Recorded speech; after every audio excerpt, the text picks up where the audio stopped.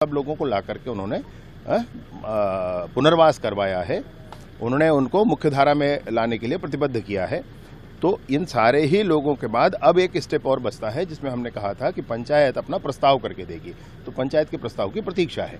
पंचायत प्रस्ताव करके देंगी, ये प्रस्ताव देगी और उसके बाद उनको तुरंत ही 1 करोड़ के निर्माण कार्य स्वीकृत किए जाएंगे। सर, नक्सलियों का फिर से लेटर आ रहा है। अब बार बार शांति अपील की बात करते हैं, लेकिन उनकी ओर से अभी तक ऐसा कुछ आया नहीं है। वो केवल लेटर देते हैं।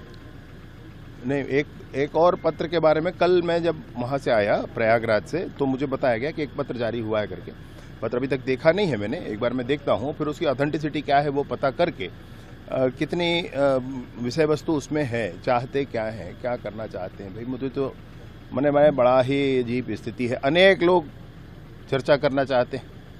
अभी अनेक लोग कैसे चर्चा करना चाहते हैं। और दूसरा मसला ये है कि अगर ऐसी कोई चर्चा वाली बात है तो हमने प्रारंभ से ही यही कहा है कि बिना किसी शर्त के, ना हम शर्त, हमारे ऊपर कोई शर्त, ना उनके ऊपर कोई शर्त, एक व्यक्ति, 2 व्यक्ति, छोटा समूह, बड़ा समूह, जो चाहें बात करें।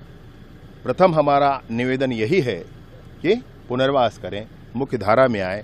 बंदूक के नली से सरकार नहीं बनती, यह लोकतंत्र है। यहाँ पर वोट से सरकार बनती है। इसकी विश्वसनीयता पर भी लगातार जो सवाल उठे हैं, उसको कैसे देखते हैं? मैं खुद ही इस बारे में बिल्कुल उचित मानता हूं कि उसकी विश्वसनीयता का ही पहले परीक्षण होना चाहिए।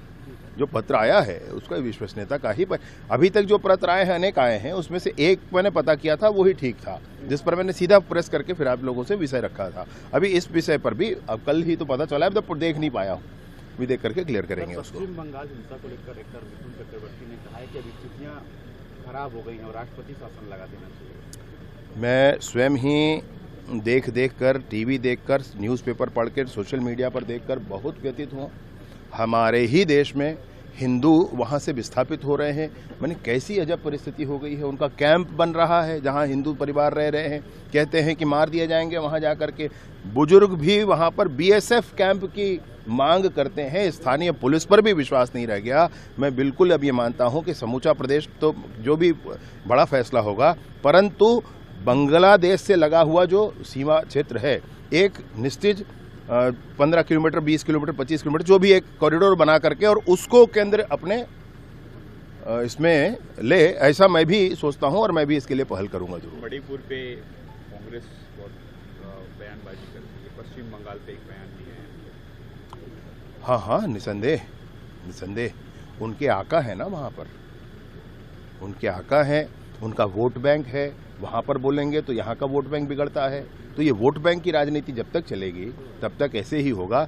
निर्द्वंद होकर देश के भलाई के लिए अगर चिंता न की जाए, न कहा जाए विषयों को, तो नहीं चल सकता भैया। ऐसी राजनीति को दूर करना होगा देश से।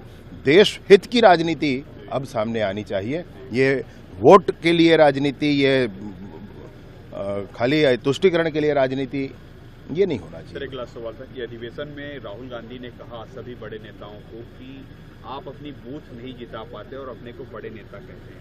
तो सर, छत्तीसगढ़ में भी कुछ डेटा इसी तरीके से कांग्रेस के तमाम बड़े नेताओं के।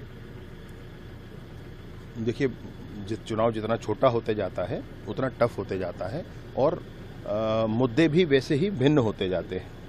इसलिए मेरा ये कहना है कि अगर अनवरत ऐसा है तो एक चिंता का विषय है, और कभी कभार ऐसे परिणाम निकलते हैं तो वो एक समझने का विषय होता है। अब राहुल गांधी जी का ही बूथ पहले चेक कर लेना चाहिए, मैं सोचता हूँ कि उनकी अन्य नेताओं ने तो जिता ही लिया होगा, वो कैसा किए होंगे। ये पहला